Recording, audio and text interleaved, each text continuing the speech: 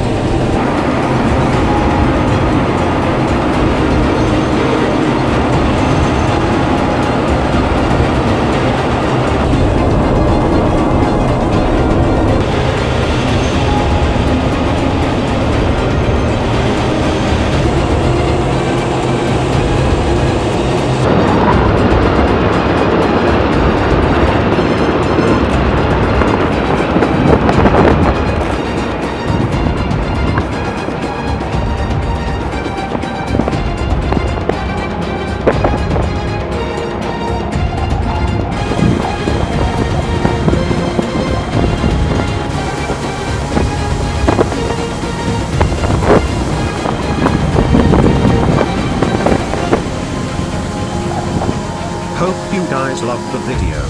Don't forget to hit the like button and please do subscribe the channel and press the bell icon to all, so you can get the notification on each upload.